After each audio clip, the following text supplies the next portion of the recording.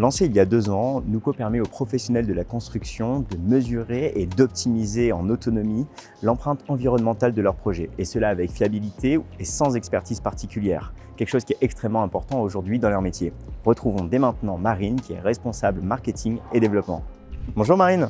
Bonjour Clément. Alors le secteur du bâtiment en France aujourd'hui, c'est un secteur qui regroupe les logements, les bureaux, les commerces et c'est un secteur qui est très fort émetteur d'émissions de gaz à effet de serre. Donc pour donner un exemple, en France, l'empreinte carbone d'un Français va être estimée à environ 10 tonnes CO2 équivalent par an et la partie bâtiment représente 3 tonnes sur ces 10 tonnes, donc environ 30%. Donc ce qui est quand même quelque chose d'important. La France a du coup mis en place des mesures et on a un objectif de réaliser pour 2050, de diviser par 18 les émissions de gaz à effet de serre par rapport à 2015. C'est donc un objectif qui est ambitieux et sur lequel il va falloir agir vite et ensemble. Et dans ce cas-là, comment mesure-t-on en fait de manière autonome l'empreinte environnementale ? Eh bien sur Nuco, on permet à notre utilisateur de se connecter, de faire un import de ses données projets et on a un algorithme de reconnaissance basé sur de l'IA qui va venir l'aider à la reconnaissance de ses équipements. À partir de là, on vient maîtriser ce qu'on appelle maîtriser le projet, c'est-à-dire qu'on va donner à l'utilisateur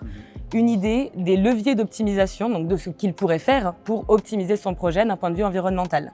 Ça va passer sur, à l'échelle ouvrage, ça va être comparer différentes variantes de conception. Et à l'échelle produit, ça va être optimisé en proposant à l'utilisateur les meilleurs matériaux et équipements.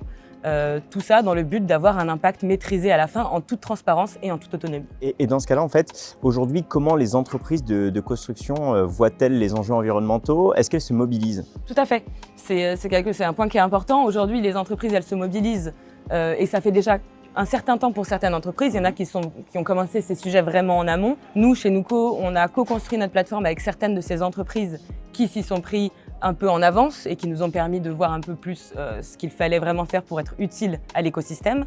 Mais encore aujourd'hui, les entreprises continuent de se mobiliser, que ce soit par l'arrivée de la RE 2020, donc la réglementation en cours depuis janvier, qui les pousse entre guillemets à mettre en place des solutions, ou alors juste pour une différenciation commerciale ou parce que c'est une volonté personnelle aussi de l'entreprise. Elles continuent à se mobiliser. On a cet objectif commun, du coup, dont je parlais tout à l'heure, et qui nous force, entre guillemets, mais c'est une bonne chose, à travailler tous ensemble. Chez Nuco, on essaie de se positionner en tant que tiers de confiance pour accélérer cette transition environnementale qui est nécessaire dans le secteur du bâtiment. D'accord. Merci Marine. Merci Clément.